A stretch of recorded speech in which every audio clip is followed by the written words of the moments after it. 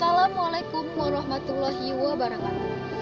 Perkenalkan, nama saya Najla Rahma dari kelas 12 MIPA 4 Mandulangan. Di sini saya akan menjelaskan tentang materi SKAU golongan penegak prabantara. Berikut penjelasannya. Poin ke-1 bagian pertama dapat menjelaskan makna rukun iman dan rukun Islam. Makna rukun iman. Iman menurut bahasa berarti membenarkan, sedangkan iman menurut istilah syariat maksudnya mengakui dengan lisan, membenarkan dengan hati, dan mengamalkan dengan anggota tubuh. Adapun rukun iman itu terdiri atas 6 antara lain: iman kepada Allah, iman kepada malaikat, iman kepada kitab-kitab Allah, iman kepada nabi dan rasul, iman kepada hari akhir atau kiamat, iman kepada qadar dan qadar. Makna rukun Islam. Dalam agama Islam terdapat 5 pilar yang menciri khaskan seorang muslim. Pilar ini disebut sebagai rukun Islam. Rukun Islam inilah yang menjadi pedoman umum seorang muslim dalam beribadah kepada Allah. Adapun rukun Islam ini terdiri antara lain syahadat atau pengakuan bahwa tidak ada Tuhan yang patut disembah selain Allah Subhanahu wa taala, mendirikan sholat, menunaikan zakat, puasa pada bulan Ramadan, dan nahi haji bagi yang mampu. Poin kedua, mampu menjelaskan makna sholat berjamaah dan dapat mendirikan sholat sunnah secara individu. Di dalam hadis dikatakan bahwa pahala sholat berjamaah adalah 20 kali lipat dibandingkan dengan sholat sendiri. Sholat berjamaah berarti berkelompok dengan panduan seorang imam. Apa yang dilakukan imam akan diikuti oleh makmumnya, kecuali ketika imam salah. Semua makmum harus berbaris dengan syaf yang teratur dan lurus. Poin ketiga, mampu menjelaskan makna berpuasa serta macam-macam puasa. Makna berpuasa. Secara harfiah, puasa dalam Islam didefinisikan untuk menjauhkan diri sepenuhnya dari makanan, minuman, hubungan intim, dan merokok, mulai dari fajar sampai matahari terbenam, selama seluruh bulan Ramadan dan bulan ke-9 dalam tahun Islam. Macam-macam puasa. 1. Puasa wajib. Puasa wajib yaitu puasa yang dilakukan pada bulan ke-9 dalam kalender Islam, yaitu puasa bulan Ramadan. Dilakukan selama 1 bulan penuh dan diakhiri dengan salat Idul Fitri. 2.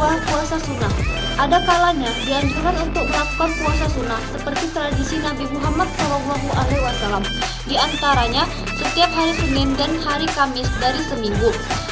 Hari ke-13, 14, dan 15 setiap bulan lunar. 6 hari di bulan Syawal atau bulan setelah Ramadan. Hari Arafat atau tanggal 19 Zulhijjah dalam kalender Islam. Hari Asyura atau 10 Muharram dalam kalender Islam dengan 1 hari lagi puasa setelah atau sebelumnya. 3. Puasa kafarat, yakni bayaran yang diberikan karena tidak mampu memberikan apa yang seharusnya dari hukum yang dilanggar dikarenakan lalai menjalankan kewajibannya. Poin keempat, tahu tata cara menyelenggarakan jenazah. Kewajiban muslim kepada jenazah: memandikan jenazah, mengafankan jenazah, menyolatkan jenazah, dan menguburkan jenazah. Tata cara menyolatkan jenazah: takbiratul ihram sambil berniat lalu membaca surah Al-Fatihah. Niat: usolli ala hajal maiti maitati arba'at takbirati fardu kifayati makmuman imaman lillahi ta'ala. Takbir kedua kemudian membaca sholawat: Allahumma sholli ala sayyidina Muhammad wa ala ali sayyidina Muhammad. Takbir ketiga lalu dilanjutkan dengan berdoa untuk jenazah: Allahumma firlahu warhamhu wa afihi wa'fu anhu wa akrim nujulahu wa wasimat kholahu wa silhu bima'i wa salji wal barodi wa nakihi min hotoya kama yunakas sawir abiyadu minat dan nasi wa abdil hudaran khairan min darihi wa ahlan khairan min ahlihi wa zawjan khairan min zawjihi wa adhilhu jannata wa fihi jannata qabri azabannar. Dilanjutkan dengan takbir keempat dengan membaca doa: Allahumma la tahrimna ajraha wa la tahrimna ba'daha wa firlana wa laha, dan diakhiri dengan salam. Bagian kelima, dapat menghafal minimal 1 hadis dan menjelaskan tentang hadis tersebut.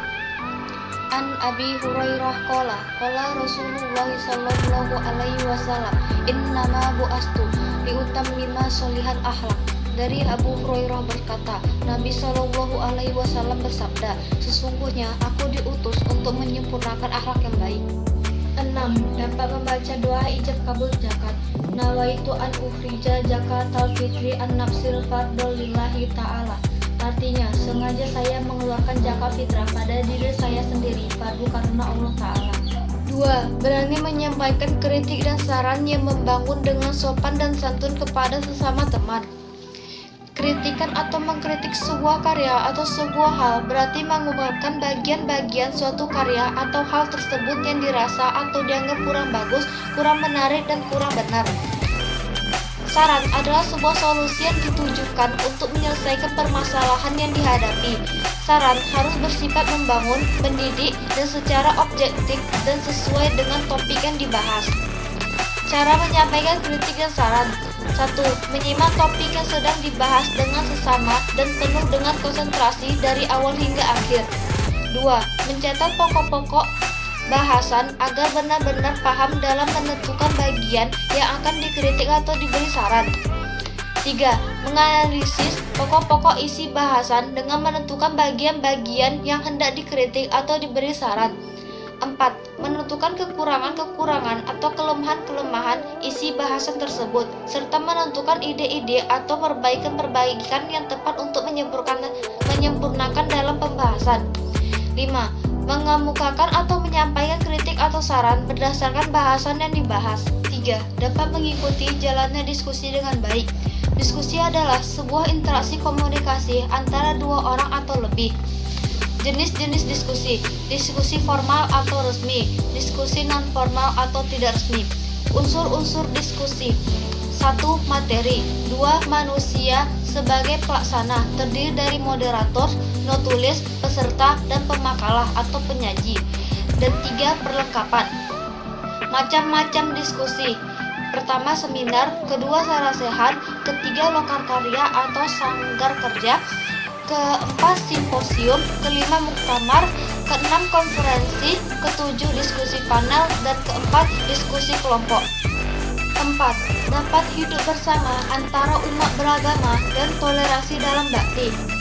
Pengertian toleransi secara luas adalah suatu perilaku atau sikap manusia yang tidak menyimpang dari aturan, di mana seseorang menghormati atau menghargai setiap tindakan yang dilakukan orang lain. Contoh perwujudan toleransi beragama. Yang pertama, memahami setiap perbedaan. Kedua, sikap saling tolong-menolong antara sesama umat yang tidak membedakan suku, agama, ras, dan budaya. Yang ketiga, saling menghormati serta menghargai sesama umat manusia. Contoh pelaksanaan toleransi beragama. 1. Memperbaiki tempat-tempat umum. 2. Kerja bakti membersihkan jalan desa. 3. Membantu korban kecelakaan lalu lintas. 4. Menolong orang yang terkena musibah atau bencana alam. 5. Mengikuti pertemuan ambalan sekurang-kurangnya 2 kali setiap bulan. 6. Setia membayar iuran kepada gugus depan dengan uang yang seluruh atau sebagiannya diperolehnya dari usaha sendiri. 7. Dapat berbahasa Indonesia dengan baik dan benar dalam pergaulan sehari-hari. 8. Telah membantu mengelola kegiatan di ambalan. 9. Telah ikut aktif kerja bakti di masyarakat minimal 2 kali. 10. Dapat menampilkan kesenian daerah di depan umum minimal 1 kali. 11. Mengenal, mengerti, dan memahami isi ADART Gerakan Pramuka. Anggaran dasar Gerakan Pramuka. Bab 1. Nama, status, tempat, dan hari Pramuka. Bab 2. Asas, tujuan, tugas pokok, dan fungsi. Bab 3. Sifat. Bab 4. Pendidikan kepramukaan. Bab 5. Organisasi. Bab 6. Musyawarah. Bab 7. Atribut. Bab 8. Hak dan kewajiban. Bab 9. Keuangan dan kekayaan. Bab 10. Pembubaran. Bab 11. Anggaran rumah tangga. Bab 12. Penutup. Anggaran rumah tangga dan gerakan pramuka. Bab 1. Nama, status, tempat, dan hari pramuka. Bab 2. Asas, tujuan, tugas pokok, dan fungsi. Bab 3. Sifat. Bab 4. Sistem pendidikan kepramukaan. Bab 5. Organisasi. Bab 6. Musyawarah, rapat kerja, rapat koordinasi, dan hal-hal yang mendesak. Bab 7. Atribut. Bab 8. Pendapatan dan kekayaan. Bab 9. Pembubaran. Bab 10. Lain-lain. Bab 11. Penutup. 12. Dapat menjelaskan sejarah kepramukaan di Indonesia dan dunia. Sejarah kepramukaan di dunia diawali dengan sebuah gerakan yang dipelopori oleh seorang yang bernama Robert Stephenson. Beliau lahir pada tanggal 22 Februari 1957, anak dari Bodo Powell, seorang profesor geometri di Universitas Oxford. Namun, Bodo Powell meninggal ketika Stephen masih kecil. Robert Stephen Smith kemudian lebih dikenal dengan nama Bodo Powell. Gerakan Pramuka di Indonesia diawali dengan didirikannya Gerakan Kepanduan Penjajah Belanda di Indonesia. Pada saat yang sama, para pejuang kemerdekaan Indonesia ikut mendirikan Gerakan Kepanduan bertujuan untuk membentuk Indonesia yang lebih baik dan menjadi kader gerakan nasional. Kemudian muncul macam-macam organisasi kepanduan. 13. Dapat menggunakan jam, kompas, tanda jejak, dan tanda-tanda alam lainnya dalam pengembaraan. Cara menggunakan kompas. Yang pertama, letakkan kompas di atas permukaan yang datar. Setelah jarum kompas tidak bergerak, maka jam tersebut menunjukkan arah utara magnet. Bidik sasaran melalui visir, melalui celah pada kaca pembesar. Setelah itu, miringkan kaca pembesar kira-kira bersudut 50 derajat dengan kaca dial. Kaca pembesar tersebut berfungsi sebagai pembidik ke arah visir, membidik sasaran, menggiring derajat kompas pada dial. Apabila visir dilakukan karena kurang jelas dilihat dari kaca pembesar, luruskan garis yang terdapat pada tutup dial ke arah visir, salah dengan sasaran bidik agar mudah terlihat melalui kaca pembesar. Apabila sasaran bidik 30 derajat, maka bidiklah ke arah 30 derajat. Sebelum menuju sasaran, tetapkan terlebih dahulu titik sasaran sepanjang jalur jari 30 derajat. Carilah sebuah benda yang menonjol atau tinggi di antara benda lain di sekitarnya. Sebab rute ke 30 derajat tidak selalu datar atau kering, kadang-kadang berbeda loncah. Di tempat itu kita melambung keluar dari rute dengan tidak kehilangan jarak menuju 30 derajat. Sebelum bergerak ke arah sasaran bidik, perlu ditetapkan terlebih dahulu sasaran balik, agar kita dapat kembali ke pangkalan apabila tersesat dalam perjalanan. 14. Dapat menjelaskan bentuk pengalaman Pancasila dalam kehidupan sehari-hari.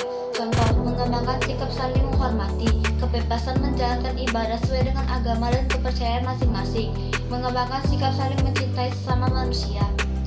15. Dapat menjelaskan tentang organisasi ASEAN dan PBB. Association of Southeast Asian Nations atau ASEAN merupakan sebuah organisasi geopolitik dan ekonomi dari negara-negara di kawasan Asia Tenggara yang didirikan di Bangkok 8 Agustus 1967 melalui deklarasi Bangkok oleh Indonesia, Malaysia, Filipina, Singapura, dan Thailand. Organisasi ini bertujuan untuk meningkatkan pertumbuhan ekonomi, kemajuan sosial, dan pengembangan kebudayaan negara-negara anggotanya, serta memajukan perdamaian di tingkat regionalnya. Negara-negara anggota ASEAN mengadakan rapat umum pada setiap bulan November. Perserikatan Bangsa-Bangsa atau biasa disingkat PBB adalah sebuah organisasi internasional yang anggotanya hampir seluruh negara di dunia. Lembaga ini dibentuk untuk memfasilitasi dalam hukum internasional, keamanan internasional, pengembangan ekonomi, perlindungan sosial, hak asasi, dan pencapaian perdamaian dunia. Perserikatan Bangsa-Bangsa didirikan di San Francisco pada 24 Oktober 1945 setelah konferensi Dumbarton di Washington. Nama sidang umum yang pertama dihadiri wakil dari 51 negara berlangsung pada 10 Januari 1946. Dari 1919 hingga 1946 terdapat sebuah organisasi yang mirip bernama Liga Bangsa-Bangsa yang bisa dianggap sebagai pendahulu PBB. 16. Dapat menjelaskan tentang kewirausahaan. Dapat mendaur ulang barang tidak terpakai menjadi barang yang bermanfaat. Kewirausahaan adalah perilaku dinamis yang berani mengambil risiko serta kreatif dan berkembang. Sedangkan pengertian wirausaha adalah seorang yang tangguh melakukan sesuatu. Dapat mendaur ulang barang bekas, contohnya seperti masker dan dompet ini. Keduanya terbuat dari bahan kain perca dan biasanya dibuang begitu saja oleh para penjahit. 17. Dapat menanamkan segala pengetahuan tentang tali temali dan pioneering dalam kehidupan sehari-hari. Pioneering adalah bangunan yang terbuat dari tali dan tongkat dengan dasar tali temali pada pramuka. Simpul adalah hubungan tali dengan satu tali atau lebih, sedangkan ikatan adalah hubungan tali dengan benda lain seperti tongkat, kayu, dan lain-lain. 18. Selalu berolahraga, mampu melakukan olahraga renang gaya bebas dan menguasai satu cabang olahraga tim. Berenang adalah gerakan sewaktu bergerak di air. Gaya renang, gaya bebas, gaya dada, gaya kupu-kupu, dan gaya punggung. 19. Dapat menjelaskan perkembangan fisik laki-laki dan perempuan.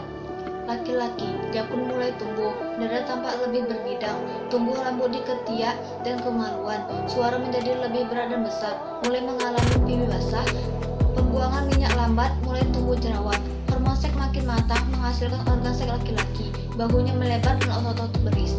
Perempuan, payudara mulai tumbuh besar, pinggul mulai melebar, tumbuh rambut di daerah ketiak dan kemaluan, datangnya haid atau menstruasi setiap bulan, bentuk tubuh membulat, pertumbuhan tinggi badan berhenti. Usia 13 tahun rata-rata gadis mengalami haid pertama. 20. Dapat memimpin baris berbaris dan menjelaskan tentang gerakan baris berbaris kepada anggota sangganya yang terdiri atas gerakan di tempat. Peraturan baris berbaris yang digunakan di lingkungan pramuka ada dua macam, yakni baris berbaris menggunakan tongkat dan tanpa menggunakan tongkat. Untuk baris berbaris menggunakan tongkat memiliki tata cara tersendiri di lingkungan pramuka. Adapun baris berbaris tanpa menggunakan tongkat memiliki tata cara yang telah diatur dalam peraturan berbaris milik TNI atau Polri. 21. Dapat menyebutkan beberapa penyakit infeksi degeneratif dan penyakit yang disebabkan perilaku tidak sehat. Contoh-contoh penyakit infeksi. Penyebab penyakit adalah bakteri, jasad, dan kuman. TBC ditularkan melalui udara, tetanus melalui luka yang kotor, mencret, lalap, air dan jari yang kotor. Contoh penyakit degeneratif: diabetes mellitus, stroke, jantung stroke, hipertensi, penyakit jantung, asam urat dan sebagainya. Penyakit yang disebabkan perilaku tidak sehat: stres berlebihan, menurunkan daya tahan tubuh seseorang dan memacu resiko penyakit jantung. Minum alkohol, serangan jantung, kanker hati, kanker tenggorokan dan kanker payudara. 22.